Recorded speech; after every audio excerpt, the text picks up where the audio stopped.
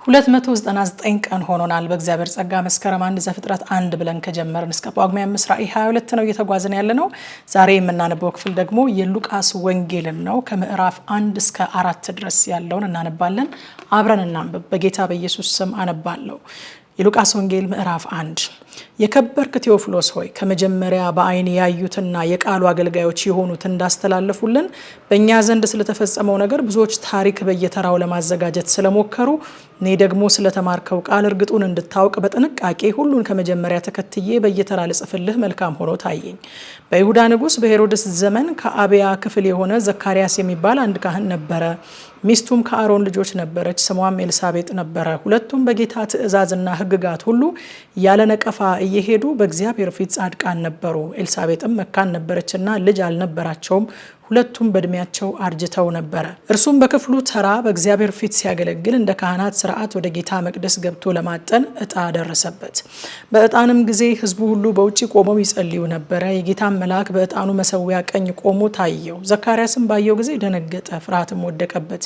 መልአኩም እንዲህ አለው፣ ዘካርያስ ሆይ ጸሎትህ ተሰምቶልሃልና አትፍራ። ሚስትህ ኤልሳቤጥም ወንድ ልጅ ትወልድልሃለች፣ ስሙንም ዮሐንስ ትለዋለህ። ደስታና ተድላም ይሆንልሃል፣ በመወለዱም ብዙዎች ደስ ይላቸዋል። በጌታ ፊት ታላቅ ይሆናልና የወይን ጠጅና የሚያሰክር መጠጥ አይጠጣም። ገናም በእናቱ ማህፀን ሳለ መንፈስ ቅዱስ ይሞላበታል። ከእስራኤልም ልጆች ብዙዎችን ወደ ጌታ ወደ አምላካቸው ይመልሳል። እርሱም የተዘጋጁትን ሕዝብ ለጌታ እንዲያሰናዳ የአባቶችን ልብ ወደ ልጆች የማይታዘዙትንም ወደ ጻድቃን ጥበብ ይመልስ ዘንድ በኤልያስ መንፈስና ኃይል በፊቱ ይሄዳል። ዘካርያስም መልአኩን እኔ ሽማግሌ ነኝ፣ ሚስቴም በእድሜዋ አርጅታለችና ይህን በምን አውቃለሁ አለው። መልአኩም መልሶ እኔ በእግዚአብሔር ፊት የምቆመው ገብርኤል ነኝ፣ እንድናገርህም ይህችን የምስራች እንድሰብክልህ ተልኬ ነበር። እነሆም በጊዜ የሚፈጸመውን ቃሌን ስላላመንክ ይህ ነገር እስከሚሆን ቀን ድረስ ድዳ ትሆናለህ፣ መናገርም አትችልም አለው። ሕዝቡም ዘካርያስን ይጠብቁት ነበረ። በቤተ መቅደስም ውስጥ ስለዘገየ ይደነቁ ነበረ። በወጣም ጊዜ ሊነግራቸው አልቻለም። በቤተ መቅደስም ራእይ እንዳየ አስተዋሉ። እርሱም ይጠቅሳቸው ነበረ። ድዳም ሆኖ ኖረ። የማገልገሉም ወራት ሲፈጸም ወደ ቤቱ ሄደ። ከዚህም ወራት በኋላ ሚስቱ ኤልሳቤጥ ጸነሰችና ነቀፌታዬን ከሰው መካከል ያስወግድልኝ ዘንድ ጌታ በተመለከተበት ወራት እንዲህ አድርጎልኛል ስትል ራሷን 5 ወር ሰወረች።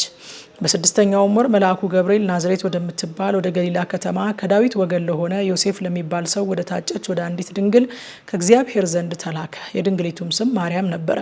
መልአኩም ወደ እርሷ ገብቶ ደስ ይበልሽ፣ ጸጋ ይሞላብሽ ሆይ ጌታ ከአንቺ ጋር ነው፣ አንቺ ከሴቶች መካከል የተባረክሽ ነሽ አላት። እርሷም ባየችው ጊዜ ከንግግሩ በጣም ደነገጠችና ይህ እንዴት ያለ ሰላምታ ነው ብላ አሰበች። መልአኩም እንዲህ አላት፣ ማርያም ሆይ በእግዚአብሔር ፊት ጸጋ አግኝተሻልና አትፍሪ። እነሆም ትጸንሻለሽ፣ ወንድ ልጅም ትወልጃለሽ፣ ስሙንም ኢየሱስ ትይዋለሽ። እርሱ ታላቅ ይሆናል፣ የልዑልም ልጅ ይባላል። ጌታ አምላክም የአባቱን የዳዊትን ዙፋን ይሰጠዋል፣ በያዕቆብ ቤትም ላይ ለዘላለም ይነግሳል፣ ለመንግስቱም መጨረሻ የለውም። ማርያምም መልአኩን ወንድ ስለማላውቅ ይህ እንዴት ይሆናል አለችው። መልአኩም መልሶ እንዲህ አላት፣ መንፈስ ቅዱስ በአንቺ ላይ ይመጣል፣ የልዑልም ኃይል ይጸልልሻል። ስለዚህ ደግሞ ከአንቺ የሚወለደው ቅዱሱ የእግዚአብሔር ልጅ ይባላል። እነሆም ዘመድሽ ኤልሳቤጥ እርሷ ደግሞ በእርጅናዋ ወንድ ልጅ ጸንሳለች። ለእርሷም መካን ትባል ለነበረችው ይህ 6ኛ ወር ነው፣ ለእግዚአብሔር የሚሳነው ነገር የለምና። ማርያምም እነሆኝ የጌታ ባሪያ እንደ ቃልህ ይሁንልኝ አለች። መልአኩም ከእርሷ ሄደ። ማርያምም በዚያ ወራት ተነስታ ወደ ተራራማው ሀገር ወደ ይሁዳ ከተማ ፈጥና ወጣች። ወደ ዘካርያስም ቤት ገብታ ኤልሳቤጥን ተሳለመቻት። ኤልሳቤጥም የማርያምን ሰላምታ በሰማች ጊዜ ጽንሱ በማህፀኗ ውስጥ ዘለለ። በኤልሳቤጥም መንፈስ ቅዱስ ሞላባት። በታላቅ ድምፅም ጮኻ እንዲህ አለች፣ አንቺ ከሴቶች መካከል የተባረክሽ ነሽ፣ የማህፀንሽም ፍሬ ተባረከ ነው። የጌታዬ እናት ወደ እኔ ትመጣ ዘንድ እንዴት ይሆንልኛል? እነሆ የሰላምታሽ ድምፅ በጆሮዬ በመጣ ጊዜ ጽንሱ በማህፀኔ በደስታ ዘሏልና ከጌታ የተነገረላት ቃል ይፈጸማልና ያመነች ብፅዕት ናት። ማርያምም እንዲህ አለች፣ ነፍሴ ጌታዬን ታከብረዋለች፣ መንፈሴም በአምላኬ በመድኃኒቴ ሐሴት ታደርጋለች፣ የባሪያይቱን ውርደት ተመልክቷልና። እነሆም ከዛሬ ጀምሮ ትውልድ ሁሉ ብፅዕት ይሉኛል። ብርቱ የሆነ እርሱ በእኔ ታላቅ ስራ አድርጓልና ስሙም ቅዱስ ነው። ምሕረቱም ለሚፈሩት እስከ ትውልድና ትውልድ ይኖራል። በክንዱ ኃይል አድርጓል። ትዕቢተኞችን በልባቸው ሐሳብ በትኗል። ገዢዎችን ከዙፋናቸው አዋርዷል። ትሑታንንም ከፍ አድርጓል። የተራቡትን በበጎ ነገር አጥግቧል። ባለጠጎችንም ባዷቸውን ሰዷቸዋል። ለአባቶቻችን እንደተናገረ ለአብርሃምና ለዘሩ ለዘላለም ምሕረቱ ትዝ እያለው እስራኤልን ብላቴናውን ረድቷል። ማርያምም 3 ወር የሚያህል በእርሷ ዘንድ ተቀመጠች፣ ወደ ቤቷም ተመለሰች። የኤልሳቤጥም የመውለጃዋ ጊዜ ደረሰ፣ ወንድ ልጅም ወለደች። ጎረቤቶቿም ዘመዶቿም ጌታ ምሕረቱን እንዳገነነላት ሰምተው ከእርሷ ጋር ደስ አላቸው። በስምንተኛውም ቀን ሕፃኑን ሊገርዙት መጡ። በአባቱም ስም ዘካርያስ ሊሉት ወደዱ። እናቱ ግን መልሳ አይሆንም፣ ዮሐንስ ይባል እንጂ አለች። እነርሱም ከወገንሽ ማንም በዚህ ስም የተጠራ የለም አሏት። አባቱንም ማን ሊባል እንዲወድ ጠቀሱት። ብራናም ለምኖ ስሙ ዮሐንስ ነው ብሎ ጻፈ። ሁሉም አደነቁ። ያን ጊዜም አፉ ተከፈተ፣ መላሱም ተፈታ። እግዚአብሔርንም እየባረከ ተናገረ። ለጎረቤቶቻቸውም ሁሉ ፍርሃት ሆነ። ይህም ሁሉ ነገር በይሁዳ በተራራማው ሀገር ሁሉ ተወራ። የሰሙትም ሁሉ እንኪያስ ይህ ሕፃን ምን ይሆን እያሉ በልባቸው አኖሩት፣ የጌታ እጅ ከእርሱ ጋር ነበረችና። አባቱ ዘካርያስም መንፈስ ቅዱስ ሞላበትና ትንቢት ተናገረ፣ እንዲህም አለ። የእስራኤል ጌታ አምላክ ይባረክ፣ ጎብኝቶ ለሕዝቡ ቤዛ አድርጓልና። ከጥንት ጀምሮ በነበሩት በቅዱሳን ነቢያት አፍ እንደተናገረው በብላቴናው በዳዊት ቤት የመዳን ቀንድን አስነስቷልና። ማዳኑም ከወደረኞቻችንና ከሚጠሉን ሁሉ እጅ ነው። እንደዚህ ለአባቶቻችን ምሕረት አደረገ። ለአባቶቻችን ለአብርሃምም የማለውን መሐላውን ቅዱሱን ኪዳን አሰበ።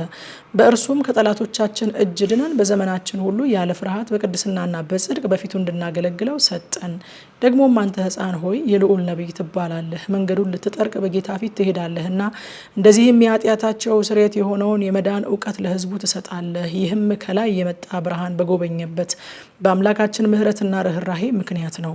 ብርሃኑም በጨለማና በሞት ጥላ ተቀምጠው ላሉት ያበራል፣ እግሮቻችንም በሰላም መንገድ ያቀናል። ሕፃኑም አደገ፣ በመንፈስም ጠነከረ፣ ለእስራኤልም እስከታየበት ቀን ድረስ በምድረ በዳ ኖረ። የሉቃስ ወንጌል ምዕራፍ 2። በዚያም ወራት ዓለሙ ሁሉ እንዲጻፍ ከአውግስጦስ ቄሳር ትእዛዝ ወጣች።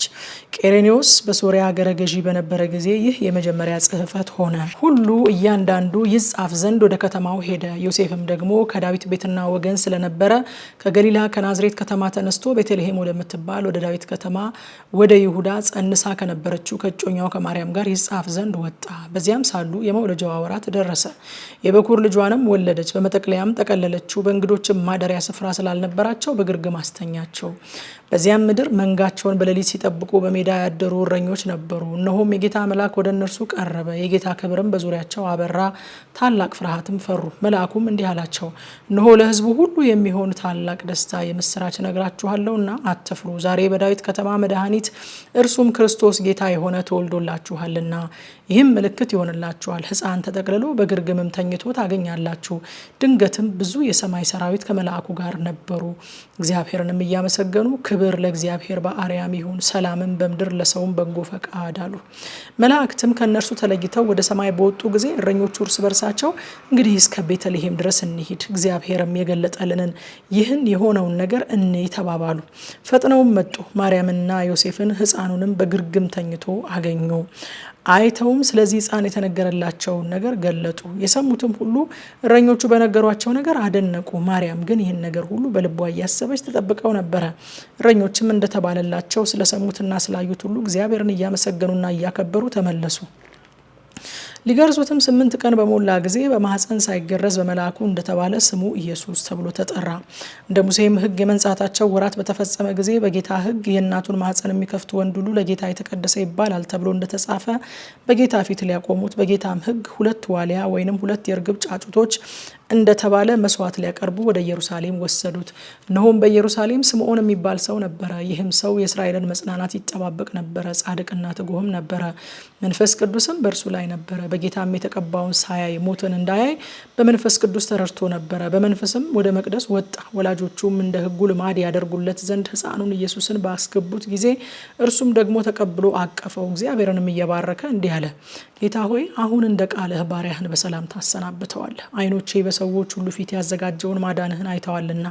ይህም ለአሕዛብ ሁሉን የሚገልጥ ብርሃን፣ ለሕዝብም ለእስራኤል ክብር ነው።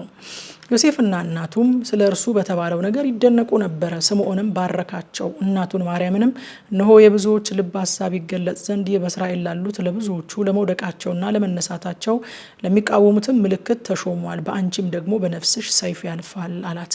ከአሴር ወገንም የምትሆን የፋኑኤል ልጅ ሐና የምትባል አንዲት ነቢይ ነበረች። እርሷም ከድንግልናዋ ጀምራ ከባሏ ጋር 7 ዓመት ኖረች። እርሷም 84 ዓመት ያህል መበለት ሆና በጣም አርጅታ ነበረ። በጾምና በጸሎትም ሌሊትና ቀን እያገለገለች እያገለገለች ከመቅደስ አትለይም ነበር። በዚያችም ሰዓት ቀርባ እግዚአብሔርን አመሰገነች። የኢየሩሳሌምንም ቤዛ ለሚጠባበቁ ሁሉ ስለርሱ ትናገር ነበር። ሁሉንም እንደ ጌታ ሕግ ከፈጸሙ በኋላ ወደ ገሊላ ወደ ከተማቸው ወደ ናዝሬት ተመለሱ። ሕፃኑም አደገ፣ ጥበብም ሞልቶበት በመንፈስ ጠነከረ፣ የእግዚአብሔርም ጸጋ በእርሱ ላይ ነበረ።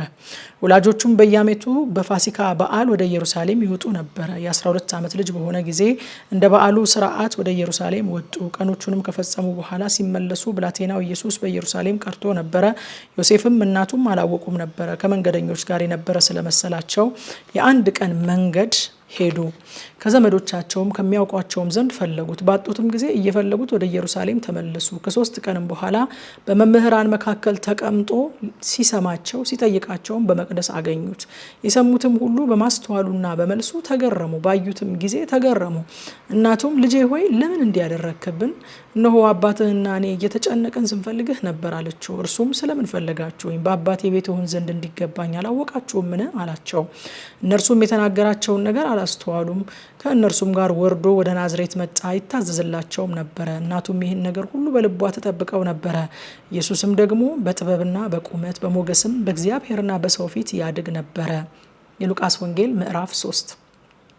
ጢባሪዎስ ቄሳርም በነገሰ በ15ኛይቱ ዓመት ጴንጤናዊው ጲላጦስም በይሁዳ ሲገዛ፣ ሄሮድስም በገሊላ በ4ኛው ክፍል ገዢ፣ ወንድሙ ፊልጶስም በኢጡርስያ በጥራኮኒዶስም አገር የ4ኛው ክፍል ገዢ፣ ሊሳኒዮስም በሳቢላኒስ የ4ኛው ክፍል ገዢ ሆነው ሳሉ ሐናና ቀያፋም ሊቀ ካህናት ሳሉ የእግዚአብሔር ቃል ወደ ዘካርያስ ልጅ ወደ ዮሐንስ በምድረ በዳ መጣ። በነቢዩ በኢሳይያስ ቃል መጽሐፍ የጌታን መንገድ አዘጋጁ፣ ጥርጊያውንም አቅኑ እያለ በምድረ በዳ የሚጮህ ሰው ድምፅ አዘቅቱ ሁሉ ይሙላ፣ ተራራውና ኮረብታውም ሁሉ ዝቅ ይበል፣ ጠማማውም የቀና መንገድ ይሁን፣ ሸካራውም መንገድ ትክክል ይሁን፣ ስጋም የለበሰ ሁሉ የእግዚአብሔርን ማዳን ይይ ተብሎ እንደተጻፈ ለኃጢአት ስርየት የንስሐ ጥምቀትን እየሰበከ በዮርዳኖስ ዙሪያ ወዳለችው አገር ሁሉ መጣ። ስለዚህ ከእርሱ ሊጠመቁ ለወጡት ሕዝብ እንዲህ ይላቸው ነበረ፣ እናንተ የእፉኝት ልጆች ከሚመጣው ቁጣ እንድትሸሹ ማን አመለከታችሁ? እንግዲህ ለንስሐ የሚገባ ፍሬ አድርጉ፣ በልባችሁም አብርሃም አባት አለን ማለትን አትጀምሩ። ከእነዚህ ድንጋዮች ለአብርሃም ልጆች ሊያስነሳለት እግዚአብሔር እንዲችል እላችኋለሁና። አሁንስ ምሳር ደግሞ በዛፎች ስር ተቀምጧል። እንግዲህ መልካም ፍሬ የማያደርግ ዛፍ ሁሉ ይቆረጣል፣ ወደ እሳትም ይጣላል። ሕዝቡም እንግዲህ ምን እናድርግ ብለው ይጠይቁ ነበረ። መልሶም 2 ልብስ ያለው ለሌለው ያካፍል፣ ምግብም ያለው እንዲሁ ያድርግ ይል ነበረ። ቀራጮችም ደግሞ ሊጠመቁ መጥተው መምህር ሆይ ምን እናድርግ አሉት። ከታዘዘላችሁ አብልጣችሁ አትውሰዱ አላቸው። ጭፍሮችም ደግሞ እኛ ደግሞ ምን እናድርግ ብለው ይጠይቁት ነበረ። እርሱም በማንም ግፍ አትስሩ፣ ማንንም በሐሰት አትክሰሱ፣ ደመወዛችሁም ይብቃችሁ አላቸው። ሕዝቡም ሲጠብቁ ሳሉ ሁሉም በልባቸው ስለ ዮሐንስ ይህ ክርስቶስ ይሆንን ብለው ሲያስቡ ነበረ። ዮሐንስ መልሶ እኔስ በውሃ ጠምቃችኋለሁ፣ ነገር ግን የጫማውን ጠፍር መፍታት ከማይገባኝ ከኔ የሚበረታ ይመጣል፣ እርሱ በመንፈስ ቅዱስና በእሳት ያጠምቃችኋል። መንሹም በእጁ ነው፣ አውድማውንም ፈጽሞ ያጠራል፣ ስንዴውንም በጎተራ ይከታል፣ ገለባውን ግን በማይጠፋ እሳት ያቃጥለዋል አላቸው። ስለዚህ ሕዝቡን በብዙ ሌላ ምክር እየመከራቸው ወንጌልን ይሰብክላቸው ነበረ። የ4ኛው ክፍል ገዢ ሄሮድስ ግን ስለ ሄሮዲያዳ ስለ ወንድሙ ስለ ፊልጶስ ሚስት ሄሮድስ ስላደረገው ሌላ ክፋት ሁሉ ዮሐንስ ስለገሰጸው ይህን ደግሞ ከሁሉ በላይ ጨምሮ ዮሐንስን በወህኒ አገባው። ሕዝቡም ሁሉ ከተጠመቁ በኋላ ኢየሱስ ደግሞ ተጠመቀ። ሲጸልይም ሰማይ ተከፈተ፣ መንፈስ ቅዱስም በአካል መልክ እንደ ርግብ በእርሱ ላይ ወረደ። የምወድህ ልጄ አንተ ነህ፣ በአንተ ደስ ይለኛል የሚል ድምፅም ከሰማይ መጣ። ኢየሱስም ሊያስተምር ሲጀምር እድሜው 30 ዓመት ያህል ሆኖት ነበረ። እንደ መሰላቸው የዮሴፍ ልጅ ሆኖ የኤሊ ልጅ የማቲ ልጅ የሌዊ ልጅ የሚልኪ ልጅ የዮና ልጅ የዮሴፍ ልጅ የማታትዩ ልጅ የአሞጽ ልጅ የናሆም ልጅ የኤሲሊም ልጅ የናጌ ልጅ የማአት ልጅ የማታትዩ ልጅ የሴሜይ ልጅ የዮሴፍ ልጅ የዮዳ ልጅ የዮናን ልጅ የሬስ ልጅ የዘሩባቤል ልጅ የሰላትያል ልጅ የኔሪ ልጅ የሚልኪ ልጅ የሃዲ ልጅ የዮሳስ ልጅ የቆሳም ልጅ የኤልሞዳም ልጅ የኤር ልጅ የዮሴ ልጅ የኤልአዛር ልጅ የዮራም ልጅ የማጣት ልጅ የሌዊ ልጅ የስምዖንም ልጅ የይሁዳ ልጅ የዮሴፍ ልጅ የዮናን ልጅ የኤልያቄም ልጅ የሜልያ ልጅ የማይናን ልጅ የማጣት ልጅ የናታን ልጅ የዳዊት ልጅ የእሴይ ልጅ የኢዮቤድ ልጅ የቦኤዝ ልጅ የሰልሞን ልጅ የነአሶን ልጅ የአሚናዳብ ልጅ የአራም ልጅ የአሮኒ ልጅ የኤስሮም ልጅ የፋሬስ ልጅ የይሁዳ ልጅ የያዕቆብ ልጅ የይስሐቅ ልጅ የአብርሃም ልጅ የታራ ልጅ የናኮር ልጅ የሴሮህ ልጅ የራጋው ልጅ የፋሊቅ ልጅ የአቤር ልጅ የሳላ ልጅ የቃይንም ልጅ የአርፋክስድ ልጅ የሴም ልጅ የኖህ ልጅ የላሜህ ልጅ የማቱሳላ ልጅ የሄኖክ ልጅ የያሬድ ልጅ የመላልኤል ልጅ የቃይናን ልጅ የሄኖስ ልጅ የሴት ልጅ የአዳም ልጅ የእግዚአብሔር ልጅ። የሉቃስ ወንጌል ምዕራፍ 4። ኢየሱስም መንፈስ ቅዱስ መልቶበት ከዮርዳኖስ ተመለሰ። በመንፈስም ወደ ምድረ በዳ ተመርቶ 40 ቀን ከዲያብሎስ ተፈተነ። በእነዚያም ቀኖች ምንም አልበላም። ከተጨረሱም በኋላ ተራበ። ዲያብሎስም የእግዚአብሔር ልጅ ከሆንክ ይህንን ድንጋይ እንጀራ ሁን ብለህ እዘዘው አለው። ኢየሱስም ሰው በእግዚአብሔር ቃል ሁሉ እንጂ በእንጀራ ብቻ አይኖርም ተብሎ ተጽፏል ብሎ መለሰለት። ዲያብሎስም ረጅም ወደሆነ ተራራ አውጥቶ የዓለምን መንግስታት ሁሉ በቅጽበት አሳየው። ዲያብሎስም ይህ ስልጣን ሁሉ ክብራቸውም ለእኔ ተሰጥቷል፣ ለምወደው ለማንም እሰጠዋለሁና ለአንተ እሰጥሃለሁ። ስለዚህ አንተ በእኔ ፊት ብትሰግድ ሁሉ ላንተ ይሆናል አለው። ኢየሱስም መልሶ ለጌታ ለአምላክህ ስገድ፣ እርሱንም ብቻ አምልክ ተብሎ ተጽፏል አለው። ወደ ኢየሩሳሌም ደግሞ ወሰደው። በመቅደስም ጫፍ ላይ አቁሞ ይጠብቁ ዘንድ መላእክቱን ስላንተ ያዝልሃል፣ እግርህም በድንጋይ ከቶ እንዳትሰናከል በእጃቸው ያነሱሃል ተብሎ ተጽፏልና የእግዚአብሔር ልጅ እስከሆንክ ከዚህ ወደ ታች ራስህን ወርውር አለው። ኢየሱስም መልሶ ጌታ አምላክህን አትፈታተነው ተብሏል አለው። ዲያብሎስም ፈተናውን ሁሉ ከጨረሰ በኋላ እስከ ጊዜው ከእርሱ ተለየ። ኢየሱስም በመንፈስ ኃይል ወደ ገሊላ ተመለሰ። ስለ እርሱም በዙሪያው ባለችው ሀገር ሁሉ ዝና ወጣ። እርሱም በምኩራባቸው ያስተምር ነበረ፣ ሁሉም ያመሰግኑት ነበር። ወዳደገበቱም ወደ ናዝሬት መጣ። እንደ ልማዱም በሰንበት ቀን ወደ ምኩራብ ገባ፣ ሊያነብም ተነሳ። የነቢዩን የኢሳያስን መጽሐፍ ሰጡት። መጽሐፉንም በተረተረ ጊዜ የጌታ መንፈስ በእኔ ላይ ነው፣ ለድሆች ወንጌልን እሰብክ ዘንድ ቀብቶኛልና፣ ለታሰሩት መፈታትን፣ ለዕውሮችም ማየትን እሰብክ ዘንድ፣ የተጠቁትንም ነጻ አውጣ ዘንድ፣ የተወደደችውን የጌታን ዓመት እሰብክ ዘንድ ልኮኛል ተብሎ የተጻፈበትን ስፍራ አገኘ። መጽሐፉንም ጠቅልሎ ለአገልጋዩ ሰጠውና ተቀመጠ። በምኩራብም የነበሩት ሁሉ ትኩር ብለው ይመለከቱት ነበረ። እርሱም ዛሬ ይህ መጽሐፍ በጆሮአችሁ ተፈጸመ ይላቸው ጀመረ። ሁሉም ይመሰክሩለት ነበረ። ከአፉም ከሚወጣው ከጸጋው ቃል የተነሳ እየተደነቁ ይህ ዮሴፍ ልጅ አይደለምን ይሉ ነበረ። እርሱም ያለ ጥርጥር ይህን ምሳሌ ባለመድኃኒት ሆይ ራስህን ፈውስ፣ በቅፍርናሆም እንዳደረግከው የሰማነውን ሁሉ በዚህ በገዛ ሀገርህ ደግሞ አድርግ ትሉኛላችሁ አላቸው። እንዲህም አለ፣ እውነት እላችኋለሁ ነቢይ በገዛ ሀገሩ ከቶ አይወደድም። ነገር ግን እውነት እላችኋለሁ በኤልያስ ዘመን 3 ዓመት ከ6 ወር ሰማይ ተዘግቶ ሳለ በምድር ሁሉ ብርቱ ራብ በነበረ ጊዜ በእስራኤል ብዙ መበለቶች ነበሩ። ኤልያስም በሲዶና ሀገር ወዳለች ወደ ሰራፕታ ወደ አንዲት መበለት እንጂ ከእነርሱ ወደ አንዲቱ አልተላከም። በነቢዩ በኤልሳም ዘመን በእስራኤል ብዙ ለምጻሞች ነበሩ፣ ከሶርያዊው ከንዕማን በቀር ከእነርሱ አንድስ እንኳ አልነጻም። በምኩራብም የነበሩ ሁሉ ይህንን ሰምተው ቁጣ ሞላባቸው። ተነስተውም ከከተማ ወደ ውጭ አወጡት፣ ይጥሉትም ዘንድ ከተማቸው ተሰርታበት ወደ ነበረችው ወደ ተራራው አፋፍ ወሰዱት። እርሱ ግን በመካከላቸው አልፎ ሄደ። ወደ ገሊላ ከተማም ወደ ቅፍርናሆም ወረደ። በሰንበትም ያስተምራቸው ነበረ። ቃሉ በስልጣን ነበርና በትምህርቱ ተገረሙ። በምኩራብም የርኩስ ጋኔን መንፈስ ያደረበት ሰው ነበረ። በታላቅ ድምፅም ጮሆ ተው፣ የናዝሬቱ ኢየሱስ ሆይ ካንተ ጋር ምን አለን? ልታጠፋን መጣህን? ማን እንደሆን ካውቄሃለሁ፣ አንተ የእግዚአብሔር ቅዱሱ አለ። ኢየሱስም ዝም በል ከእርሱም ውጣ ብሎ ገሰጸው። ጋኔኑም በመካከላቸው ጥሎት ሳይጎዳው ከእርሱ ወጣ። ሁሉንም መደነቅ ያዛቸው። እርስ በርሳቸውም ይህ ቃል ምንድን ነው? በስልጣንና በኃይል ርኩሳት መናፍስትን ያዛልና ይወጡማል ብለው ተነጋገሩ። ዝናም በዙሪያው ባለች ሀገር ወደ ስፍራ ሁሉ ስለ እርሱ ወጣ። በምኩራብም ተነስቶ ወደ ስምዖን ቤት ገባ።